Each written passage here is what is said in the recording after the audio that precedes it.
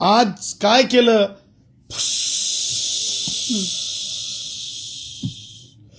फुस.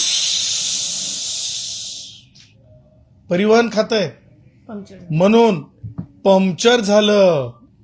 पंक्चर झालं का? प्रश्न आहे माझा. काही चर्चा ज्या चालल्या होत्या मागील काही दिवसांमध्ये कायदा बाह्य सक्तीच्या ज्या चर्चा चालवल्या होत्या अत्यंत खमंग पद्धतीनं, की आमच्या गरीब तबका असलेल्या कष्टकऱ्यांना तुम्ही असंच बोललं पाहिजे, तुम्ही तसंच बोललं पाहिजे, आणि तुम्ही भाषेत नाही बोलणार तर तुम्ही आपल्या राज्यात निघून जा. एवढंच नाही तर पोट भरायला येतात इथपर्यंत असे शब्द वापरण्यात आले. मग तो अपमान रिक्षावाल्या कष्टकऱ्यांचा, टॅक्सीवाल्यांचा, देशातला हिंदू माणूस, जगातला हिंदू माणूस, हिंदू राष्ट्र भारत मानणारा माणूस धडधडीत पाहत होता. आणि हे चुका करणाऱ्यांपैकी माननीय परिवहन मंत्री श्री प्रताप सरनाईक सुद्धा चुकले नव्हते. कारण त्यांना वारंवार बोलताना पाहिलं की पोट भरायला येतात. त्यांना हे माहीतच नव्हतं की देश आहे, हे राष्ट्र आहे,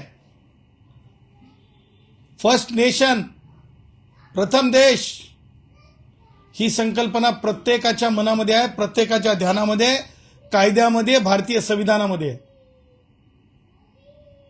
परंतु आपण काय करत आहोत याचं भान जेव्हा माणसाला राहत नाही तेव्हा अशा अक्षम्य प्रकारचे गोष्टी हातून होत असतात. आणि त्यातलीच बाब म्हणजे प्रताप सरनाईक यांच्या विभागाने चूक करून दाखवली. ती चूकही कधी केली लक्षात घ्या. 2 तारखा फारच चुकीच्या इतिहासात लिहिल्या जातील अशा प्रकारची चूक केली आणि क्रिटिसाइज केले जातील नेहमी प्रताप सरनाईक त्या चुकीसाठी. माझ्या माहितीप्रमाणे कायदा तशा प्रकारचा नसताना, कायद्यात तशा प्रकारची म्हणजे केंद्रीय कायदा ट्रान्सपोर्टच्या संदर्भातला जो कायदा आहे, केंद्रीय कायदा मोटर व्हेकल ऍक्ट आणि महाराष्ट्र मोटर व्हेकल रूल्समध्ये तशी काही स्पष्टोक्ती नसताना 14 एप्रिल जर आपण तारीख एखादी प्रेस नोट काढण्यासाठी म्हणजे ठरवली आणि त्या तारखेला जर आपण असं म्हणालो की ह्या तारखेला म्हणजे कामगार दिनापासून म्हणजे 1 मे पासून कष्टकऱ्यांनी, ऑटो रिक्षावाल्या कष्टकऱ्यांनी मराठी सक्तीनं बोलावं, नाही बोललं तर राज्याच्या बाहेर जावं, इथपर्यंत हे सगळं बोलल्या गेलं.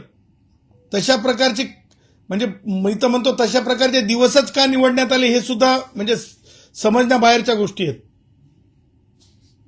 एकीकडे 14 एप्रिल हे वंचितांना न्याय देण्यासाठी, कष्टकऱ्यांना न्याय देण्यासाठी, जगातल्या दीन दुबळ्यांसाठी जन्माला आलेले भारतरत्न डॉक्टर बाबासाहेब आंबेडकर त्या दिवसाच्या औचित्यापासून ते 1 मे म्हणजे कामगार दिनांपर्यंत हे सगळे लोक पाहत होते की हे काय चाललेलं आहे. परंतु आम्ही सातत्यानं म्हणत होतो की तुम्ही कोणत्याच प्रकारची बंदी घालू शकणार नाहीत, तुम्हाला तशा प्रकारची बंदी घालता येत नाही. आणि मग आज काय केलं?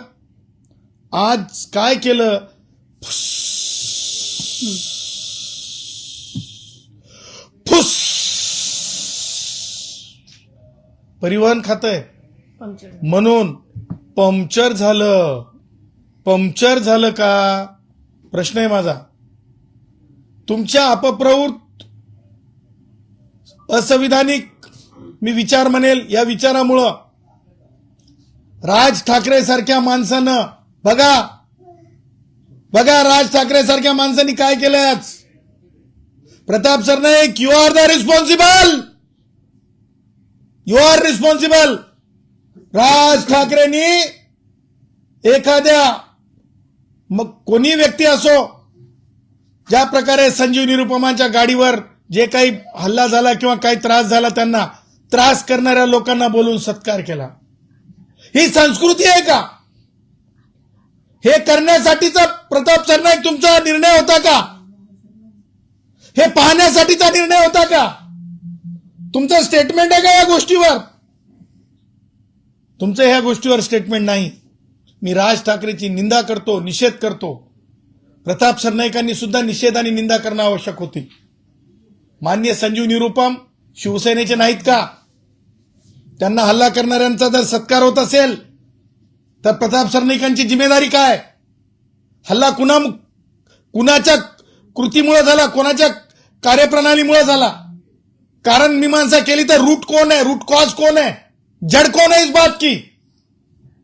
ही राज ठाकरेची संस्कृती आणि अज्ञानीपणाचा म्हणजे ज्या प्रकारे ते बोलत राहिले, अज्ञानीपणानं व्यक्त होत राहिले प्रताप सरनाईक, त्यांच्यामुळे महाराष्ट्रानं पाहिलेलं ते चित्र. आमच्यावर हल्ला करण्याचा प्रयत्न केला, परंतु आम्ही भीक घातली नाही. आमच्या केसापर्यंत, आमच्या गाडीपर्यंत यायची, कारण आम्ही कायदेशीर माणसं आहोत, धजत नसतात लोक. मला त्यामुळे हे सांगायचंय की आज प्रताप सरनाईक यांना जर आपण बघितलं असेल तर स्पष्टपणे प्रताप सरनाईक यांची बॉडी लँग्वेज आज काय सांगत होती. आम्ही हेच सांगत होतो की शिवसैनिक तुमच्या सोबत नाही. आम्ही हेच सांगत होतो. कारण का शिवसैनिक तुमच्या सोबत नाही? ह्या राज्यामध्ये हिंदू सरकार आहे,